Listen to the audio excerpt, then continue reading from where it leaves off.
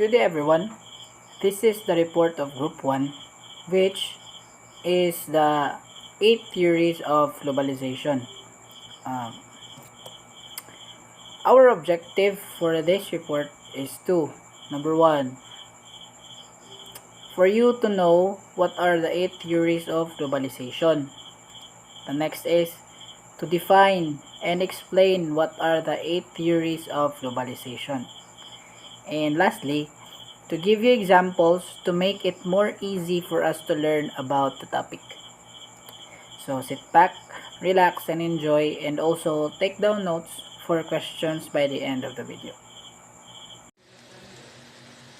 Good day everyone, this is Decadet Anyasko and I'm going to report, discuss, and explain about the theory of liberalism. So liberalism sees the process of globalization as market-led extension of modernization. At the most elementary level, it is a result of natural human desire for economic welfare and political liberty. As such, transplanetary connectivity is derived from human drives to maximize material well-being and to exercise basic freedom. These forces eventually interlink humanity across the planet. So, liberalism means of freedom. People or the society wants a libertarian society, libertarian community in which the government should not intervene the movement of the market. We must remember in principle of laissez-faire by Adam Smith, the father of modern economics. It stated that the market or the government should not intervene on how the market moves. It should invincible hand to determine. This invisible hand is the demand and supply. Demand is we, the buyer, and the supply is the seller. And by that, it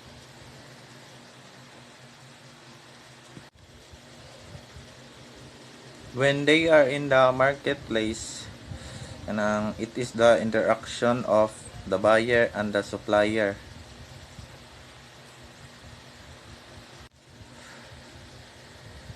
They should determine the movement of the market.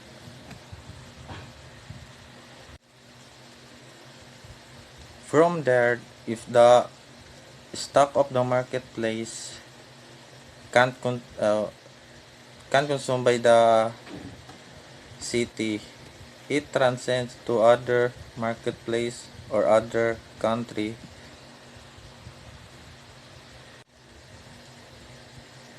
Across the borders. So the fructify in the form of technological advance, particularly in the areas of transport, communication, and information processing, suitable legal and institutional arrangement to enable market and liberal democracy to spread on a trans-world scale. So next is such explanation come mostly from business studies, economics, international political economy, law and politics. Liberalists stress the necessity of constructing institutional infrastructure to support globalization. All this had to lead technical standardization, administrative harmonization, translation, arrangement between the language, loss of contract, and guarantee of the property right.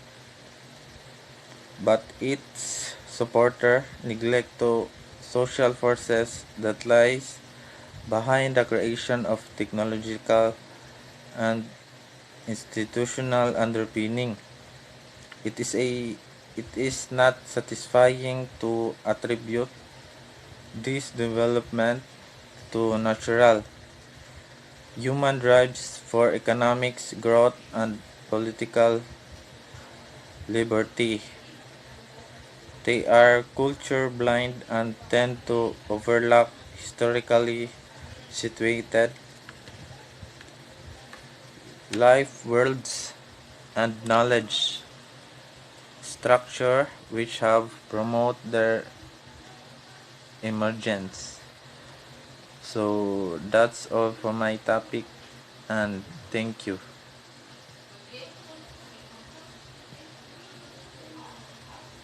Sabi. So, good day everyone. I'm Decadet Munyaski and I'm here to talk about theory of political realism. So, it is a theory of political philosophy that attempts to explain, model and prescribe political relations, takes as its assumption that power is or ought to be the primary end of political action, whether in the domestic or international arena. So, it is a state's desire to focus strictly on their own power. So, one of the most influential political scientists of the realist school of global politics theory is John Mearsheimer. He stated that realism paints a rather grim picture of world politics. The international system is portrayed as a brutal arena where states look for opportunities to take advantage of each other. So daily life is essentially a struggle of power. So where each state strives not only to be the most powerful actor in the system, but also to ensure that no other state achieves this lofty position. So this means if you don't focus on yourself, if you don't focus on making sure that you are constantly building your own power, other states are just gonna take advantage of you. So, to explain how states relate to each other, have a look at the explanation of balance of power.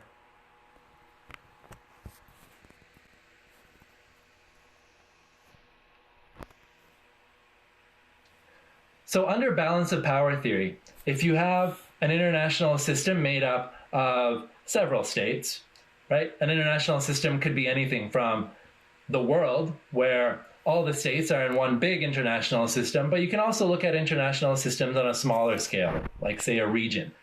Say Asia, for example, could be seen as an international system. Right? So you have this number of states in this international system, and they are each competing against each other to try and be the most powerful. Right? And there's any number of ways this can happen. Say one state has the ability to grow its own power. Say it has good resources at its disposal, it's made some beneficial trade deals, and it's able to grow its power economically, militarily, you name it. Right? So it increases its own power.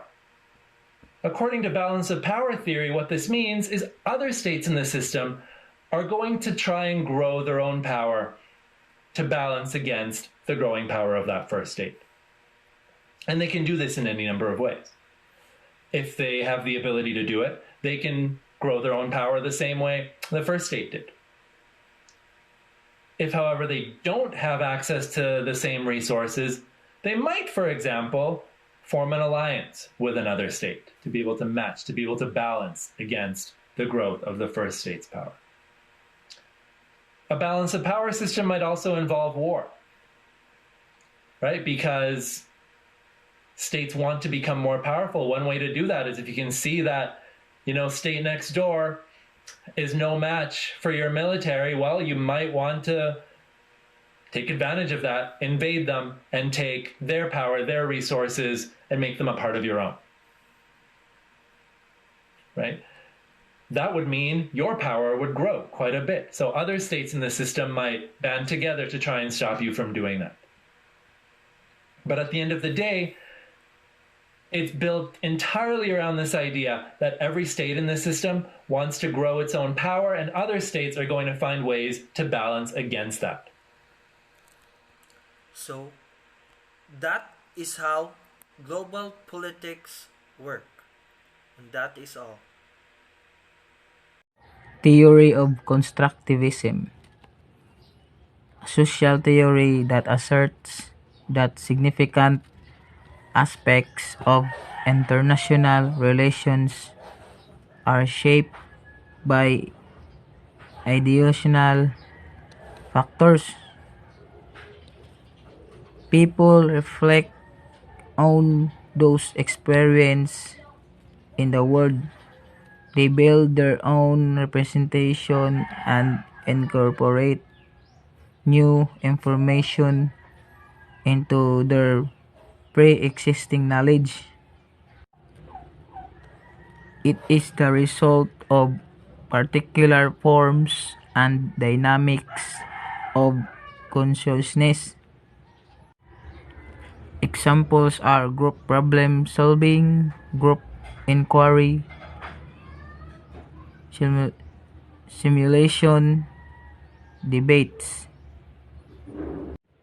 Constructivism. Constructivism, learning the process of continuous adaptation. Learners communicate with each other and share their understanding, feelings, knowledge, and experience to come up with new knowledge.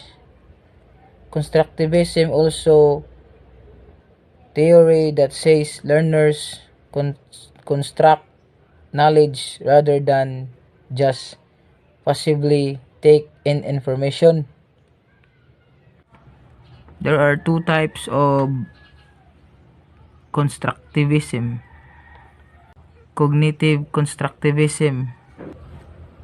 Cognitive constructivism, also called as individual constructivism, emphasizes on individual international construction of knowledge, largely based on Pigot's theory, is knowledge and understanding of children intellectual growth. Learners should be allowed to discover principles through their own exploration rather than direct instruction by the teacher. Cognitive constructivism. Cognitive constructivism states knowledge is something that is actively constructed by learners based on their existing cognitive structure. Cognitive is a process including thinking, knowing, remembering, judging, and problem solving. The other one is social constructivism. Social constructivism is knowledge exists in a social context and is initially shared with others instead of being represented slowly in the mind of an individual based on Gatsky theory. Social constructivism. Social constructivism focused on the collaborative nature of learning develops from how people interact with each other, especially in culture and social at large. Social constructivism also comes from closely connected to cognitive constructivism with the added elements of societal and peer influence. Social constructivism is every conversation or encountered between two or more people presents an opportunity for new knowledge to be obtained or present knowledge expanded. Theory of postmodernism, meaning a perspectives of globalization highlight the significance of structural power in the construction of identities, norms, and knowledge. Associated with relativism and a focus on ideology in the maintenance of economic and political power. It means changing modern policies and functions into a more developed ones. So, it means na kaya daw nagkakaroon ng globalization kasi yung mayang bansa na mas maunlad o mas advanced na bansa, they have the capability to understand how society works by itself. So, postmodernism like Marxism helps to go beyond the relatively superficial accounts of liberalist and political realist theories and expose social conditions that have favored globalization. Obviously, postmodernism suffers from its own methodological idealism, all material forces, though one under impact of ideas cannot be reduced to modes of consciousness. For a valid explanation, interconnection between ideational and material forces is not enough. So, what postmodernism theory implies is that social and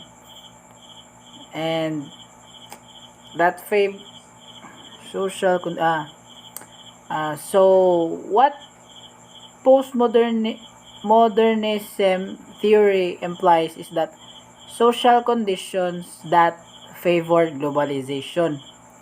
What are these? So what are these? So these are the emergence of global market, global government.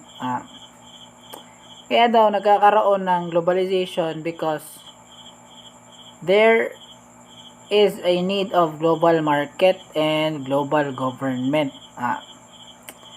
That's why we have this kalakalan or trade with other countries, because not all the time that a country can survive on its own. Well, they do still need other countries to depend on. Like for example, North Korea. Some say that North Korea is a closed country because of the dictatorship, okay, by Kim Jong Un, right? Even South Korea cannot enter North Korea, right? But what we don't know is that North Korea accepts goods or stuff from China and Russia. So that's why it shows that still even that country, North Korea, a powerful country, can stand on its own. So it needs another country to depend on like bigger countries like China and Russia. So I guess postmodernism was explained, and that's all. Thank you.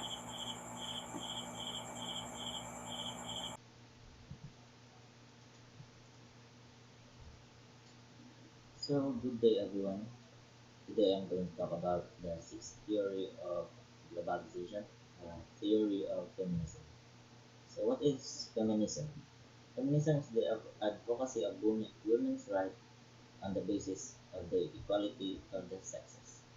Feminism is a range of social movements, political movements, and ideologies that aim to define and establish the political, economic, personal, and social equality of the sexes. Theory of feminism. It puts importance on social construction or something that exists not in objective reality but as a result of human interaction of masculinity and femininity. The biological sex is held to mold the overall social order and shape significantly the course of history, presently globality. So women want to let the world see that what they can do. They want to show that they can also do what men can do. They want to construct the history or make a change in history. Because as we all know, back in back in time, most women are criticized for being weak. They are being judged because people think they can do what men can do. Main concern lies behind the status of women, particularly their structural subordination to men. So, as mentioned earlier, women's concern is being called weaker or lower than men. They are being neglected, put aside, ignored, and violated in global communication. They are being marginalized in sharing of information when they must be a part of increases in business opportunities around the world.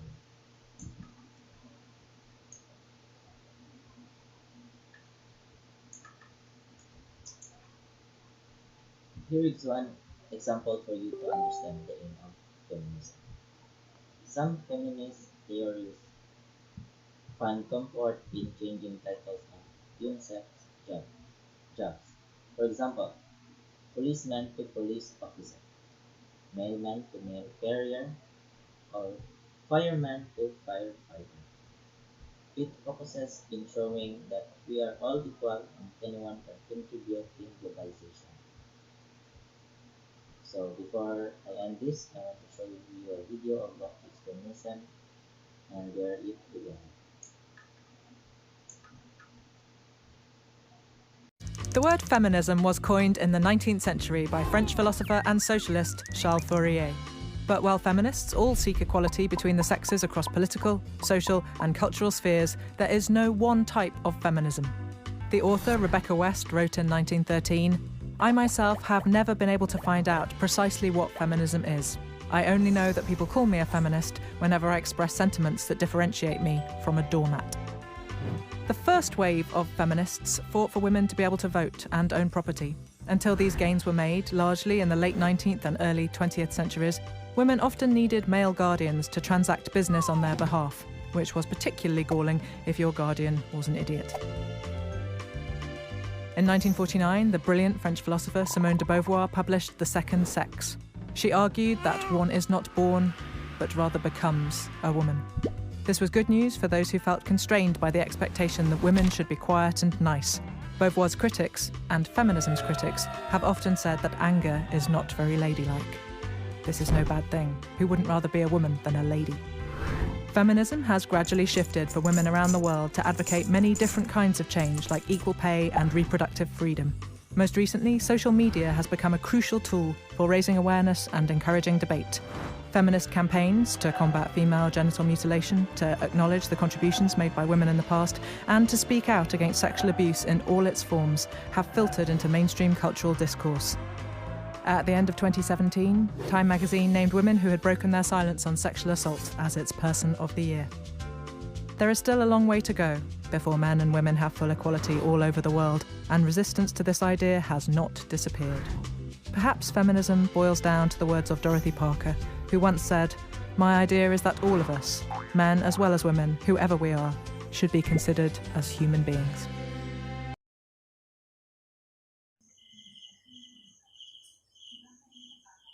Good day, sir. I am the Cadet Ryan Caminade. Today, I'm going to discuss about the theory of transformationalism. This theory has been expounded by David Held and his colleagues. According to David Held, the terms of globalization reflect increased interconnectedness in political, economic, and culture matters across the world, creating shared social space. So, David held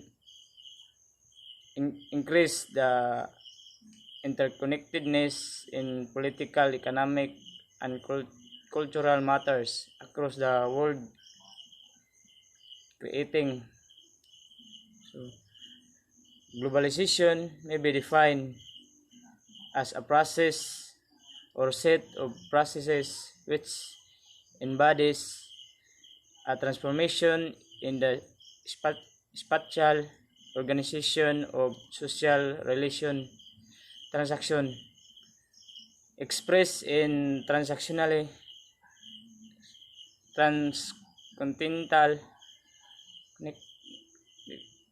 or interregional flows, a network of activity, interaction, and power. So, for me, the theory of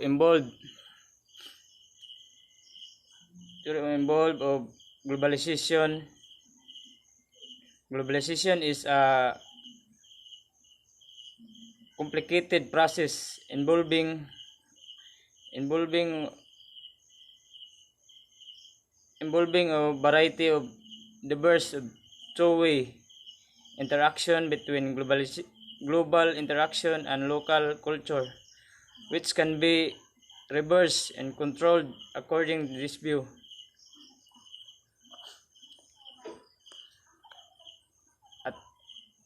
A theory which is hold the globalization is a complex process involving a number of different two-way exchanges between globalization,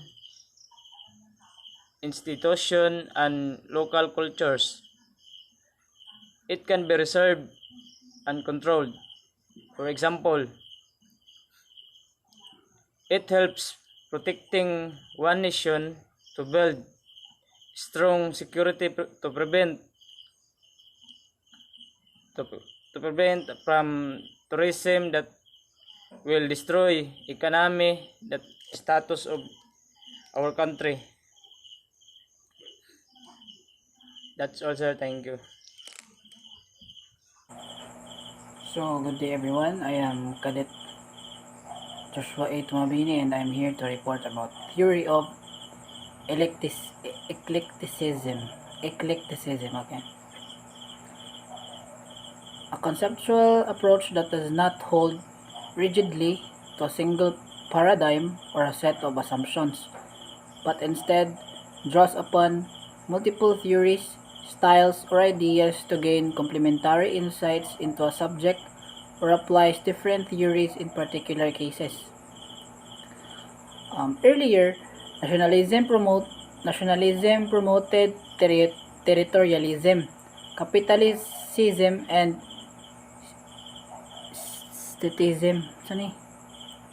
statism. Now, these plural identities are feeding more and more globality, hypercapitalism, and polycentrism. These identities have many international qualities visualized in global diasporas and other groups other group affiliations based on age, class, gender, race, religious faith, and sexual orientations. Many forms of supra-territorial solidarities are appearing through globalization. So how is this happening?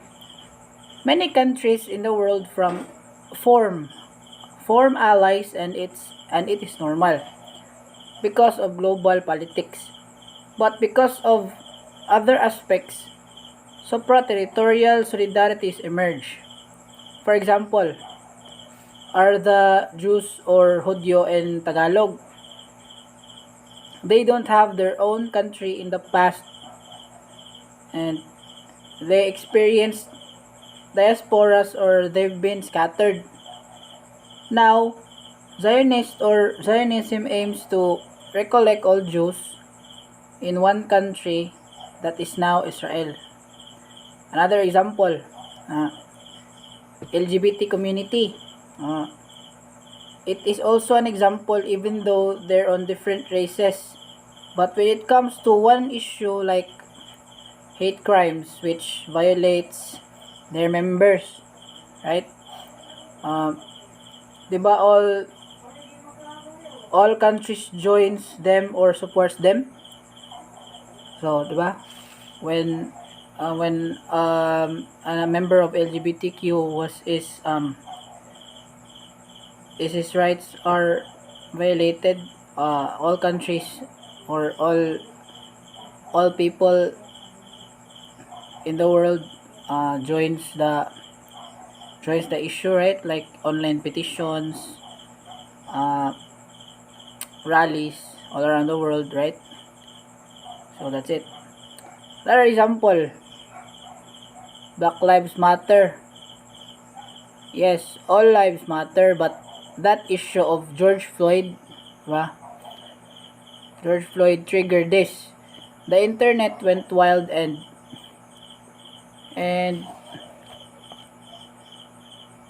posted hashtags like Black Lives Matter just to show their support to George Floyd. Even us, na we are Filipinos, we are not Negros, but we joined in the fight regardless of our religion, our race, our nationality. We become as one yapon, diba? So sa example sa diri sa akong kuan, okay.